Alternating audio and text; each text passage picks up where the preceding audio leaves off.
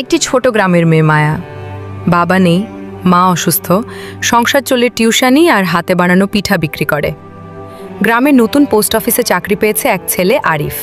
শান্ত, লাজুক, কম কথা বলে, কিন্তু চোখে অনেক গল্প।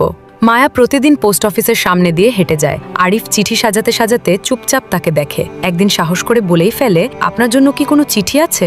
মায়া হেসে বলে, চিঠি তো কেউ লেখে না, দুঃখের খবরগুলো সবাই মুখেই দিয়ে যায়। কথাটা আরিফের মনে দাগ কাটে। পরদিন মায়া সত্যি সত্যি একটি চিঠি পায়, কিন্তু সেটা তার দূরের চাচার, যেখানে লেখা তারা আর সাহায্য করবে না। চিঠি পড়ে মায়া কেঁদে ফেলে। আরিফ কিছু বলতে পারে না, শুধু টিস্যু এগিয়ে দেয়। সেদিন রাতেই আরিফ নিজে যে একটি চিঠি লেখে। ঠিকানা মায়া, যার চোখে বৃষ্টি, মনে আগুন, স্বপ্নে আকাশ। কিন্তু চিঠিটা সে পাঠায় না, মায়ার বইয়ের ব্যাগে গোপনে রেখে দেয়। পরদিন মায়া ব্যাগ খুলে চিঠি পায়, যেখানে লেখা, জীবনে কেউ চিঠি না লিখলেও আমি আপনার গল্পটা প্রতিদিন পড়ি, আর উত্তরটা চোখে চোখেই দিয়ে দিই। মায়া চিঠি পড়ে থমকে যায়, চোখ তুলে তাকায় পোস্ট অফিসের জানলায়। আরিফও তাকিয়ে আছে। কোনো কথা হয় না, শুধু দুই জোড়া চোখ বলে দেয় ভালোবাসার নীরবেও গভীর হয়। নতুন নতুন ভিডিও পেতে আমাদের এই ভিডিওতে লাইক করে আমাদের চ্যানেল সাবস্ক্রাইব করুন।